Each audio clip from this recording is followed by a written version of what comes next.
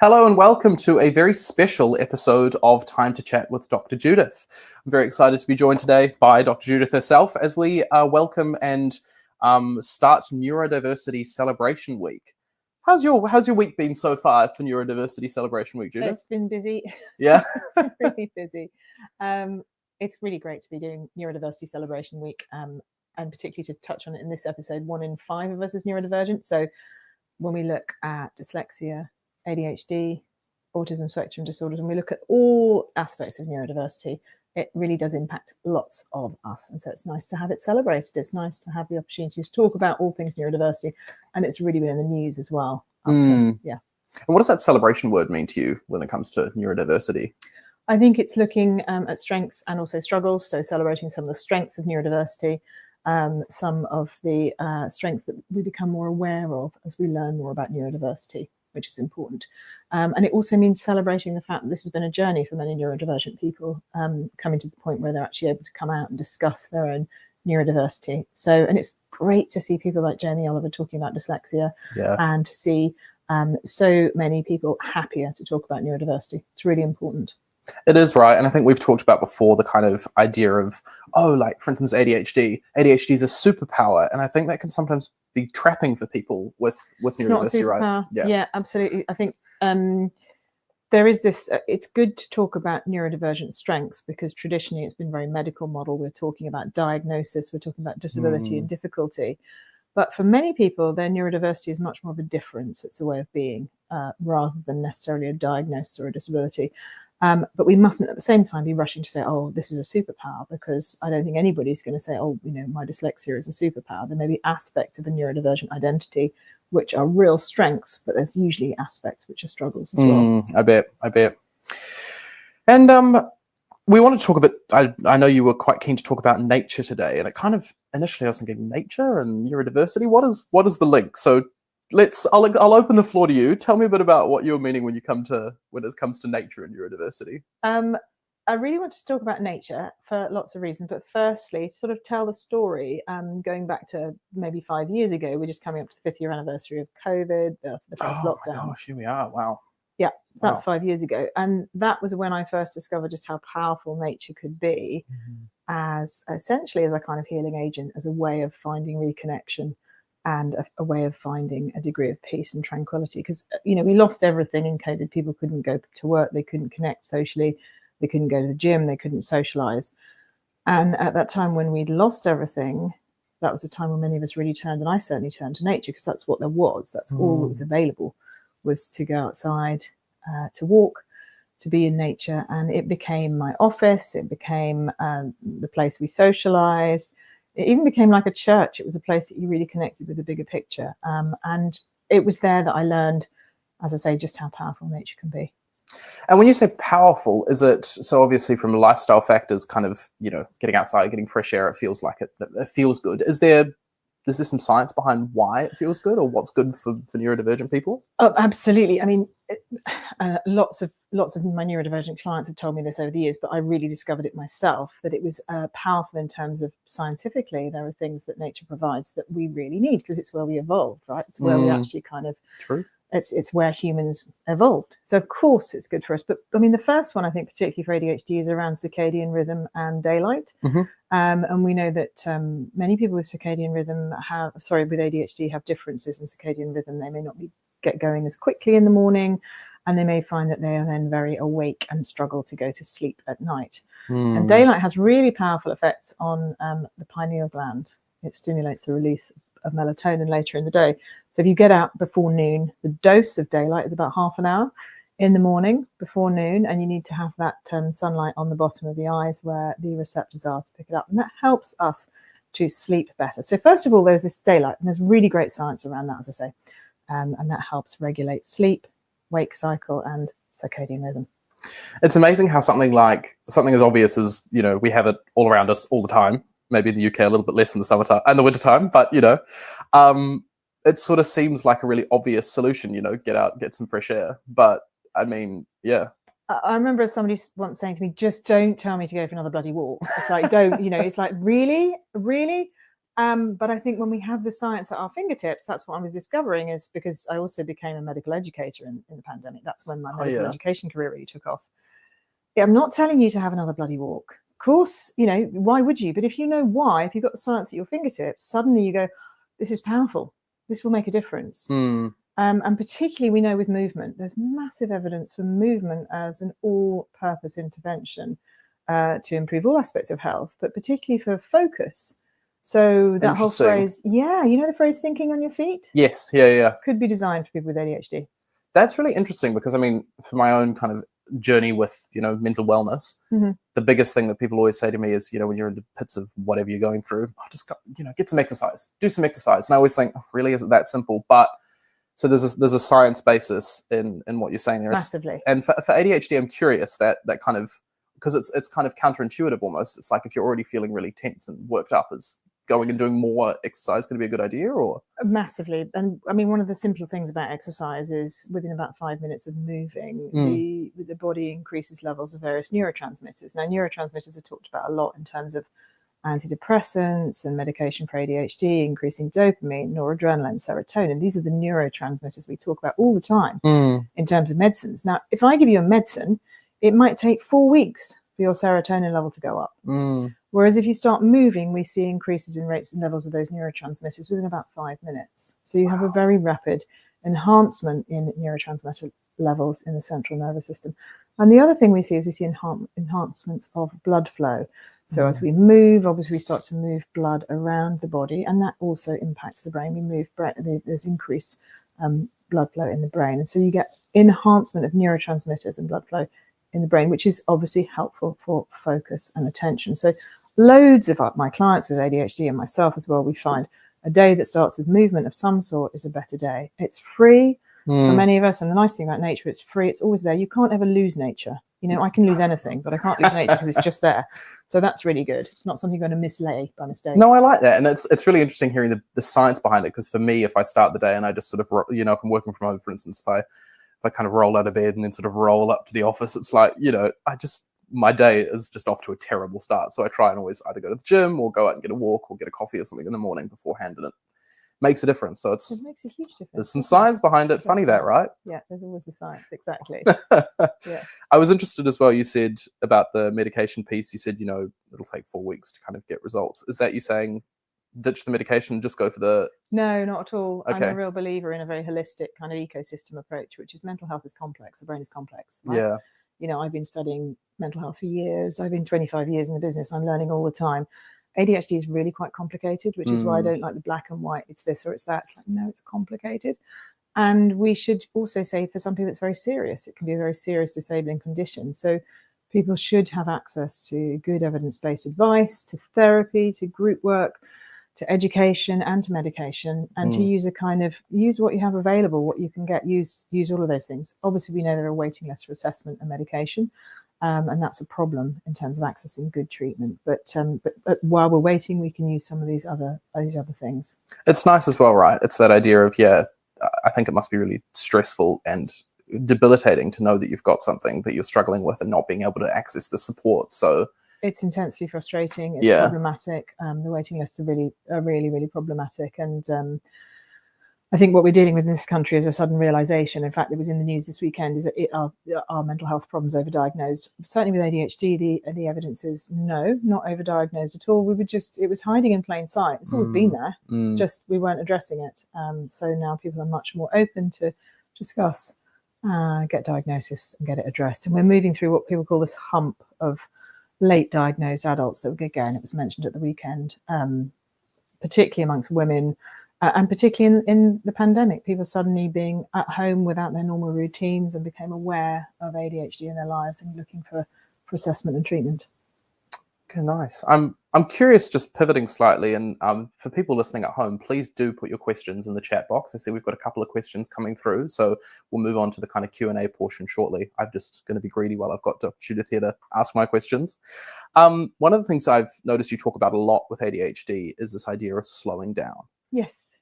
Kind of counterintuitive. Again, it's coming to this, if you've got all these things you want to get done and you've got lots of energy and, how does one slow down? Like, So again, this is, going back to that, don't tell me to go for a bloody walk. It's for a lot of people with ADHD, they'll find that rushing and being able to do a lot of things when they're under pressure is how they roll, basically. And there are some really quite complex neurotransmitter reasons for that. And it's to do with, talk about ADHD being tidal. The neurotransmitters are either tied out and we have lower levels at rest than other people, or when the tide comes in, actually much higher levels, particularly of noradrenaline and dopamine, under pressure. And when we're under pressure, then there's a tendency to rush more, to get more of that focus, more of that. But it does eventually tip into burnout, eventually tip into exhaustion. So slowing down and raising awareness helps our executive function. It helps the locus coeruleus. It helps just calm those noradrenaline levels so we can actually get back in control and get back a bit more focus. It can be difficult though. And nature is a great place to slow down. Yeah. Yeah. I remember you saying to me, actually, just, take a walk, literally touch some grass, and it makes a difference, right? Take some time. Yeah. Because we, as well as the evidence around exercise and around daylight, we also know that because we evolved in green space, actually just going into green space, even looking at a picture of green space, reduces stress levels within, very quickly, within about 5 minutes. Some nice, really great research from the pandemic, looking at how people manage their mental well-being in nature was the key thing. And also students, looking at students' well-being. There was a study that looked at students and showed that you could reduce people's stress levels within about 5 minutes by going outdoors. So it's quick, it's easy, it's free, and you won't lose it, which is it's key. When you have ADHD, I can't lose it, So I like that. Yeah. So COVID sounds like it was a period of big change. I mean, it was a period of big change for all of us, but it sounds like you were going through a period of big change as well. How did that manifest in your business? Well, so one of my ADHD strengths is I'm highly adaptable. That's all the default mode network and the ability to think up different options. And COVID came at a time, lots of personal change and lots of personal stress, but it was also the time that I became a medical educator. And I was asked to do work with Employees Matter, a company that does loads of education for businesses. And I found myself webinaring for the first time ever, enjoying the pressure, enjoying the stress, and also realizing that education is as powerful as medication. That when we have science-based education at our fingertips, we take the doctor with us, and then we can actually go and do our day and go, I know this is as powerful as a tablet I could take, and that makes it more powerful. It's like the reverse placebo. It's like the placebo effect, essentially. When we understand what we're doing has real value, then it has even more value. So education is as powerful as medication when you've got the science at your fingertips. And it was a real pleasure and a privilege to be able to work with so many people during that difficult time, because we worked through it together, using CBT online, using different techniques online. It was a real pleasure. And you talk a bit about kind of group-based therapy. I mean, for me, it seems I've only ever had therapy on a one-to-one kind of basis, and it seems the idea of being in a group, like, would I get the same support? Talk to me about that a bit. The reason that we offer group work is because group work has the best evidence base for ADHD. We've got very good evidence from we've got some very good evidence from some studies on different pharmaceutical interventions, that you see people doing very well with the group intervention. You look at this, you go, what's going on? Originally I thought it was placebo, but my personal theory is the reason group work works so well is because groups are naturally engaging. True. There's lots of people to think about, and people with ADHD struggle to turn off their default mode network, which is this kind of curious, the spidey sense, the kind of feelers out. And in a group, you're always going to have that turned on. Somebody's saying something at some point, and that keeps you engaged. And the other thing about groups, which is wonderful, is that groups reduce shame. But when we're all together going, oh yeah, I lose things all the time, I'm always late. Suddenly we're all together and we're reducing shame, and shame is so bad for mental health. So anything we can do to reduce shame is really, really important in ADHD and all mental health conditions. I hadn't thought about it that way. I kind of always just imagined everybody's going to be judging me, but I guess you're right. If you've got 8-10 people in the same room as you, or virtual room, who are all experiencing similar things, it can actually be really validating to know that it's not just you. And what you discover is that often the person who's the most judgmental about yourself is you. Right. That nobody else is anywhere near as cruel as you are to yourself. That's a bit of a wake-up call, but that can be really powerful in groups when we have that moment of like, okay, I see where the critic is inside. So is that something you've experienced as well? Oh, massively. Yeah. I'm in a group at the moment. I'm working through. I'll only ever suggest things that I myself have tried, and I, have had individual therapy and also group work. And the group work is challenging, but it's also really, really helpful. That's cool. It's nice to hear, I guess, prescribing something that you yourself find beneficial is really cool. I think the power for me in mental health is of being humble and going, we all have a struggle. We all have, we all have things to work through, and actually being able to speak from a position of, I've experienced this myself, and therefore this is something, the lived experience as well as the professional. So bringing those two things together and being vulnerable, far from anything, is a strength. It's not vulnerability when you are well supported. It can be a strength. Nice, thank you. Now I'm going to turn to people at home. We've got a couple of questions that have come through. So first, and I think we talked a little bit about this, but is there any insight on the impact of movement or nature when it comes to helping at the intersection of menopause and ADHD? Wow, fabulous question. Turn the brain on. Okay. Dr. Maureen, come to the room.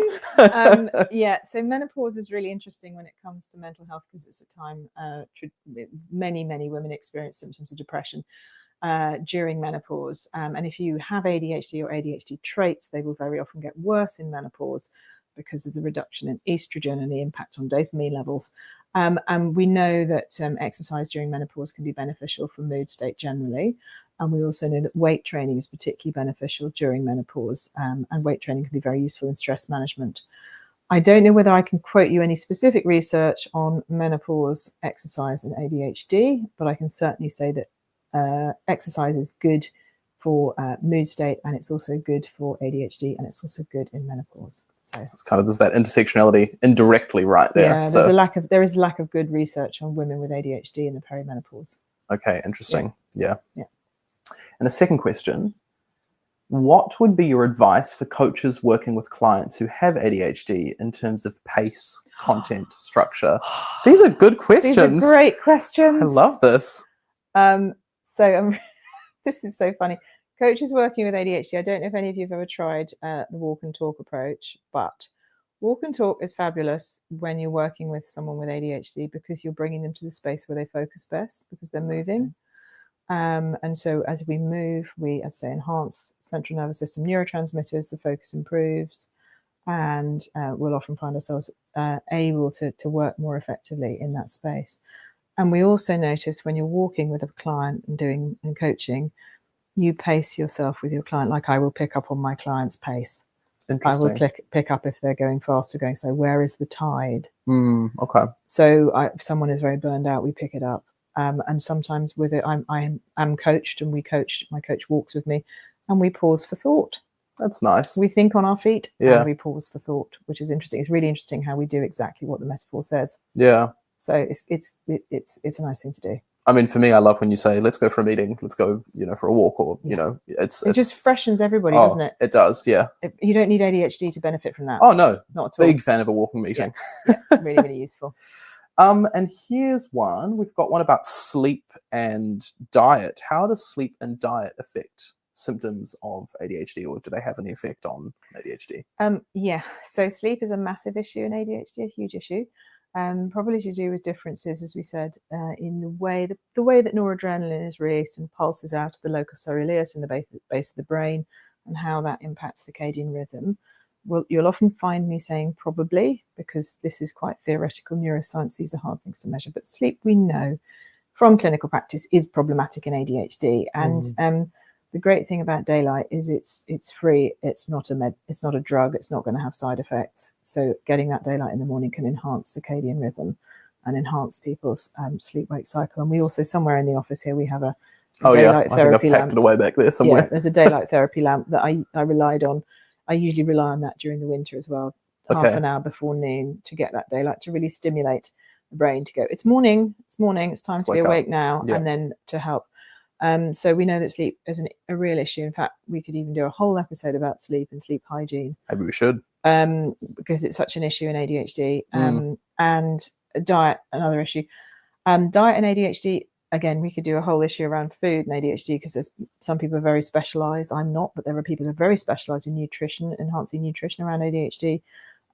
Obviously, sleep and food. Don't eat too late before bed, because eating just before bed doesn't help with sleep. Oh, I didn't know that. No, it doesn't, because the brain and the gut are linked, and just as the brain needs to rest, so Yeah. does the gut. Okay, well, I guess that makes sense, doesn't it? Yeah. So the gut needs to be, and it links to circadian rhythm as well. So we're Mm. getting into that kind of those different links with the body. But yeah, ideally stop eating at least 3 hours before going to bed, Okay, well, and you'll find you enhance your sleep quality massively. I will try that. I knew the don't have a cup of coffee after X number of time or Yeah. whatever, but yeah. Yeah, gut rest is really, really important for the brain. Nice. Yeah. Yeah. Okay, wonderful. Well, it looks as if those are our questions, and we're kind of coming up to time as well. Is there anything else you want to say to the people at home before we close off for the week? Oh, just I think next week we're going to be covering looking a bit more about awareness, aren't we? Raising awareness, looking Yeah. at the default mode network, things like that. So join us next week. And if you've got questions in the meantime, then do get in touch and sign up to Yeah. our mailing list, because we are sending more resources out as we go, aren't we? Yeah, there's lots of resources. Yeah. Yeah. And there's The what other you thing I gonna was going to say, the first ADHD Answers course, which is more education, evidence-based education about ADHD, that starts on the 23rd of April. say? 23rd of April. Yeah, so Yeah. it's really exciting. We've got some people signed up already, which is very, very cool to see.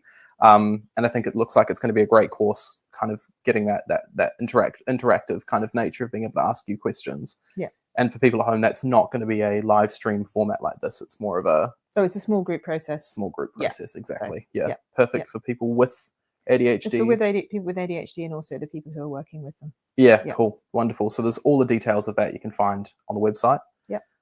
Yeah, and wonderful. Well, have a lovely week, everyone, and we will see you next week See you for next another Time to Chat. Thank Thanks. you.